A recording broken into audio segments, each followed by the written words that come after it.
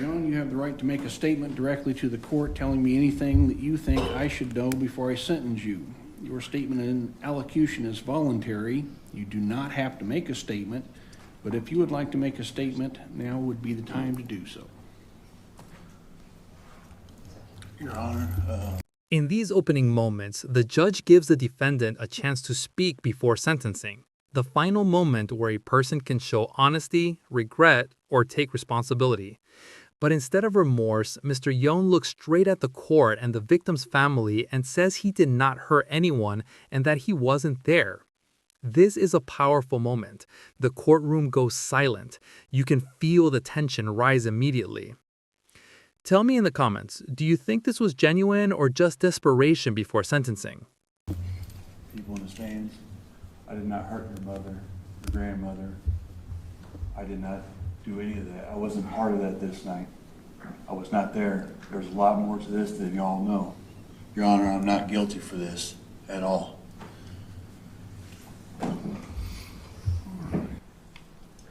Court has considered the pre-sentence investigation reports, the evidence presented at. The judge listens calmly, but the mood changes fast. The court has already reviewed the pre-sentence investigation, the trial evidence, and victim impact statements. And while the defendant declares innocence, the judge reminds everyone. The jury found him guilty beyond a reasonable doubt. This is where drama meets reality, emotion versus evidence. If you were the judge, would you consider his speech or stay focused only on the evidence? Trial, the statement by Mr. Yohn, the arguments of counsel, as well as the statements and victim impact statements given today by family members. All of the statutory and non-statutory factors in aggravation and mitigation, whether specifically mentioned or not, the history and character of the defendant, and having due regard for the seriousness of the offense and with the objective of restoring the defendant to useful citizenship, I find the following. As to factors in aggravation. The judge begins listing the aggravating factors, and it's a long, heavy list. Serious harm to elderly victims, compensation for stolen property, a history of prior crimes, and then the bombshell. Over 12 misdemeanors and repeated prison sentences, each one longer than the last, and none of them stopped him. This is the moment the courtroom realizes the judge is building towards something massive. Do you think past crimes should influence the length of a new sentence? Certainly the conduct caused or threatened serious harm. The defendant did receive compensation in taking the items from the person, vehicle, and home of his victim. The defendant has an extensive history of prior delinquency and criminal activity, including not less than 12 misdemeanors, but more importantly,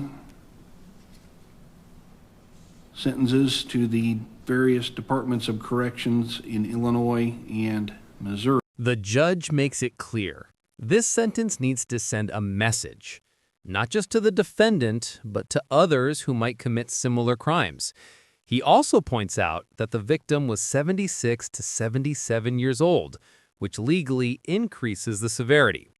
To make things worse, the defendant was already out on pretrial release for other felonies. The pattern is undeniable, and the judge is laying the foundation for what's coming next. Including 3 years, 3 years, 3 years, 5 years, 4 years, 3 years, 3 years, and 7 years. None of which curtailed Mr. Yohn from committing these offenses. The court finds that a sentence is necessary to deter others from committing the same crimes.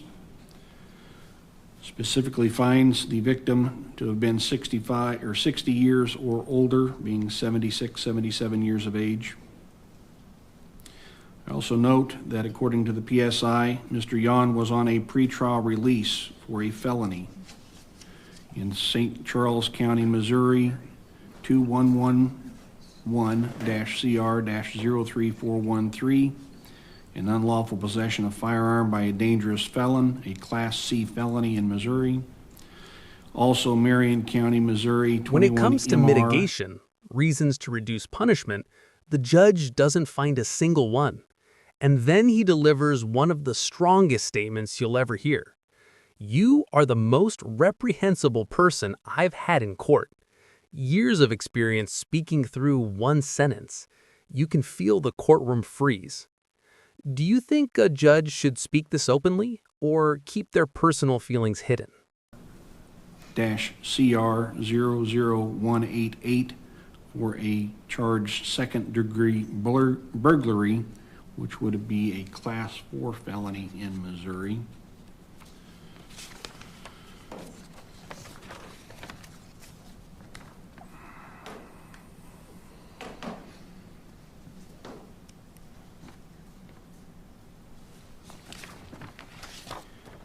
In reviewing the factors in mitigation, I am in agreement with the state's position.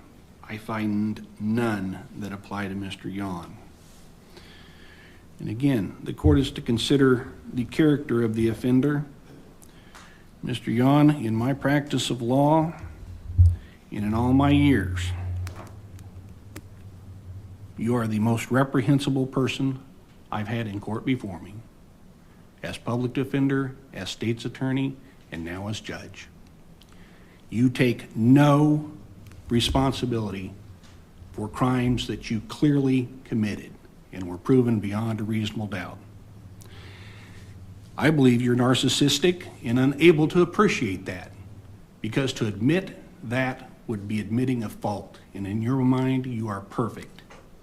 Well, sir, you're going to be perfect for 130 years in prison, because I'm adopting the state's recommendation. On count 1, home invasion for using a dangerous weapon during such, the maximum 30 years is imposed. I'm also finding that that crime resulted in great bodily harm to the victim, meaning you'll serve it at 85%, not 50%. That'll be followed by 18 months mandatory supervised release if you're ever released. Count 3. Then the sentencing begins, and it's brutal. 30 years for home invasion, 30 years for aggravated kidnapping, 30 years for aggravated vehicular hijacking, 40 years for aggravated sexual assault. Every single one, 85% mandatory, and all of them consecutive, stacking one after the other. This isn't just a sentence, this is a lifetime. Actually, more than a lifetime. The judge says it clearly. You're going to be perfect for 130 years in prison. The courtroom is stunned. Aggravated kidnapping, Class X felony. I'm imposing the maximum 30 years. Department of Corrections. That likewise will be at 85% for the same reason as previously stated, inflicting severe bodily injury. That will be consecutive to the sentence in count 1. Count 4, aggravated vehicular hijacking. Class X felony, 6 to 30 years. I'm imposing a 30-year sentence maximum, followed by 18 months mandatory supervised release, specifically finding that that should be served at 85%, again, because your actions resulted in great bodily harm to the victim. Christine Lohman even said she wasn't hijacked Sir, I herself would not speak. in the And video. so that will be consecutive to counts 1 and 3. Count 5, maximum on the Class X aggravated criminal sexual assault. Range 16 to 40 years. I'm imposing the 40-year sentence. That will be followed by mandatory supervised release of 3 years to life, and that by statute will be mandatorily consecutive to the sentences imposed in counts 1, 3, and 4.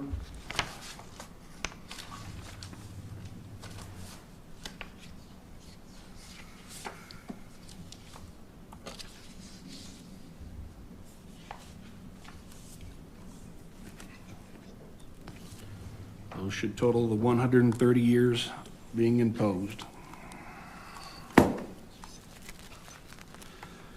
By statute, I must advise that at 85%, you'll be serving a total minimum of 110 years in the Illinois Department of Corrections.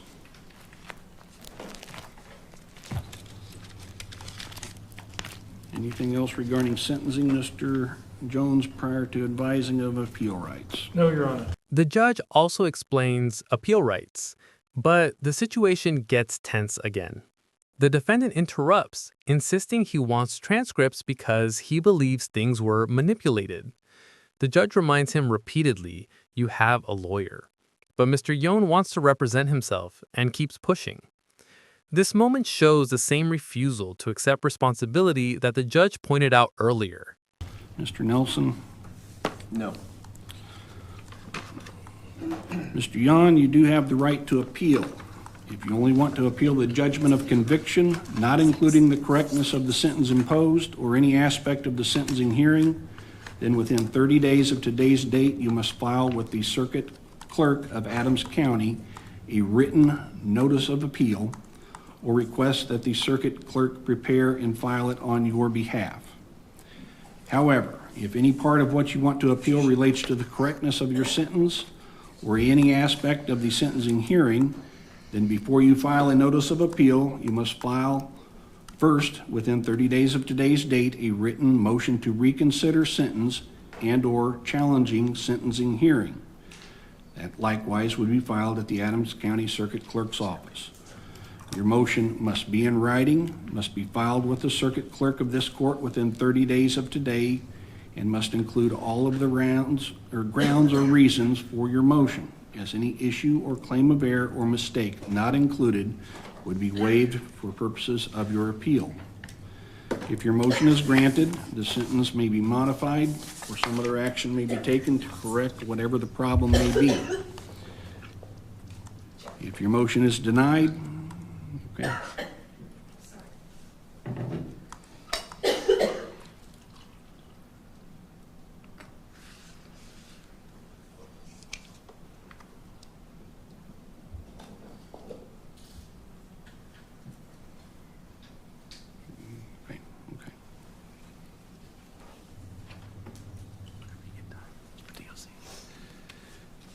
You good? All right. If your motion is denied, then you would have 30 days from the date the motion was denied to file with the Circuit Clerk of the court. More legal details follow: motions, deadlines, procedures. But the key shift happens when the judge reminds him that an earlier 7-year sentence will also run consecutive. The total now becomes 137 years. You can feel the weight of those numbers. Even the attorneys and officers look exhausted by the case's emotional toll. A written notice of appeal or to request that the Circuit Clerk prepare and file it on your behalf to start the process of going to the appellate court. If you cannot afford the assistance of an attorney for your motion or your appeal, an attorney will be appointed to represent you free of charge. If you cannot afford copies of the transcripts in your case for your motion or appeal, those likewise will be provided to you free of charge. Do you understand your right to appeal, Mr. Yohn? Yes, sir. All right, we will be in recess. Your Honor, I have some things to take up with regards to the transcripts. I'm still waiting on pretrial transcripts that you said would come a long time ago. Mr. Yohn, you're represented by counsel, and so he'll need to make all motions and arguments to the court if he chooses to do so. Okay, as far as appeal, I'll represent myself on appeal at this time, so I'm going to need the transcripts. I mean, unless they're being manipulated like the last ones were, and they need time to do that. Mr. Yohn, again, you're being represented by counsel at this time, and so he'll have to make all motions and arguments for you. I need the transcripts.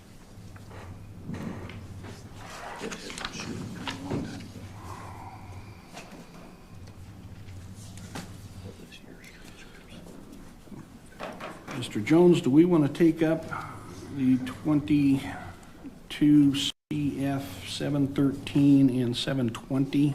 Judge, based on the court sentence today, I'll have an order prepared showing that those cases are dismissed. All right. That's what Judge McCartney. I'm sorry, we're going to have to go back on the record also. Thank you for reminding me of that. Mr. Yohn, because 22 CF 671 You were sentenced to 7 years while you were awaiting trial in this matter. These sentences are also going to be consecutive to that sentence. So that'll be a total of 137 you'll be serving.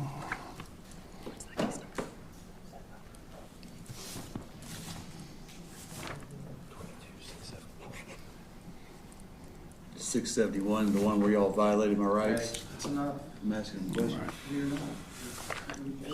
I don't need him back for any order of habeas corpus. 671. All right. So when you got the orders drafted? Yes, the orders are drafted, and we're providing those to Mr. Nelson. Thank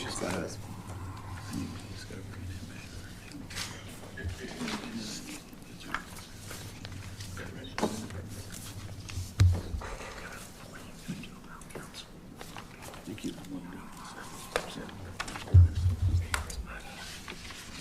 I need the transcripts. I'm going to do it myself. Y'all are going to do what y'all supposed to do.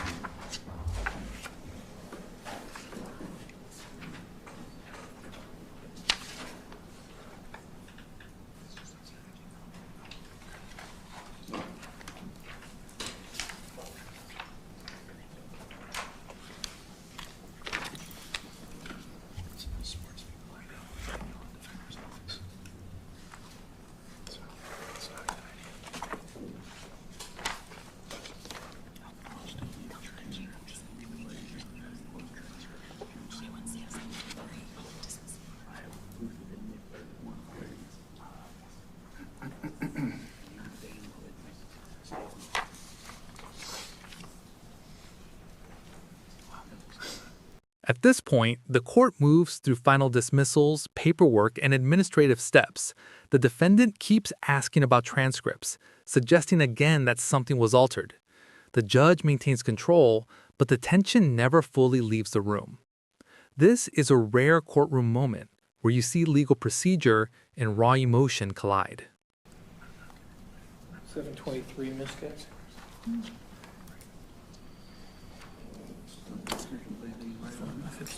Yohn, on state's motion, 21 CF 713, 21 CF 723 are being dismissed. That order also will be provided to you. Anything else, Mr. Jones? Nothing from the people on this case, Your Honor. Mr. Nelson? Nothing, thank you. We adjourned in this case. Ladies and gentlemen, please rise. Recess.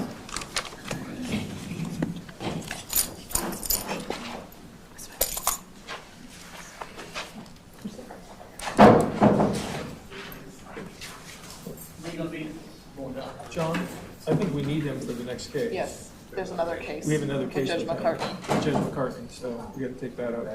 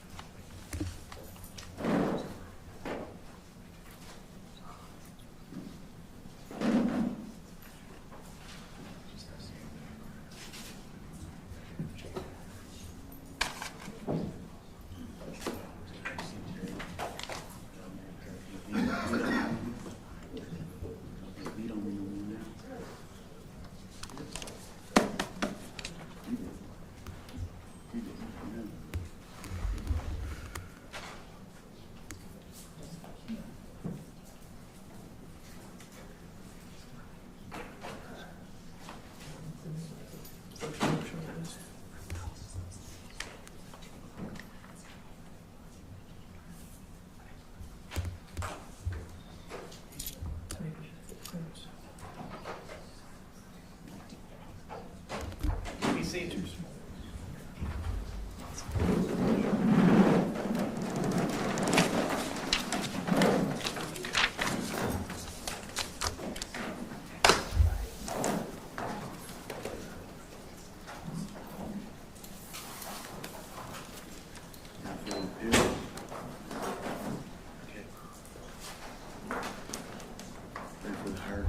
not talking to you, sir. Exactly. All right.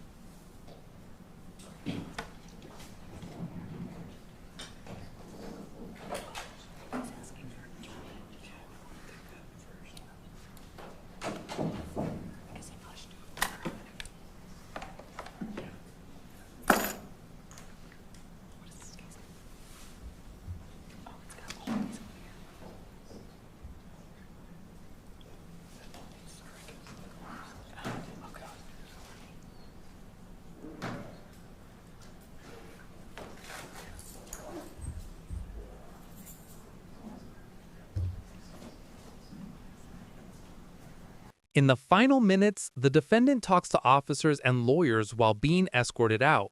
He asks questions about pay, about bonuses, about higher courts. It almost feels like he's in denial, shifting the blame onto everyone else as he leaves the courtroom to begin what is essentially a life-ending sentence.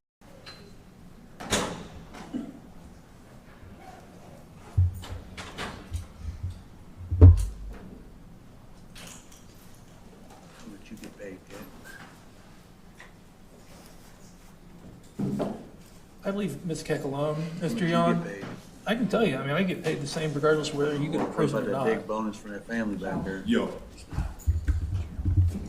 No, I don't. So, whatever.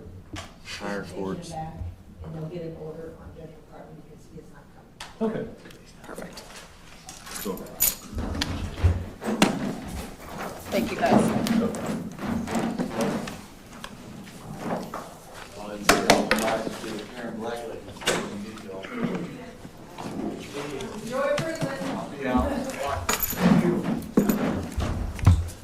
Professional final overview.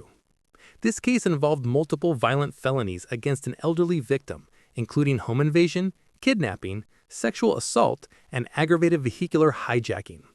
The defendant had a long criminal history and was already facing other felony charges at the time of the offense.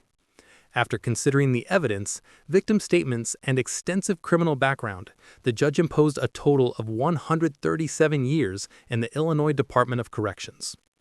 This sentence reflects the severity of the crimes, the danger posed to the community, and the need to deter future offenders.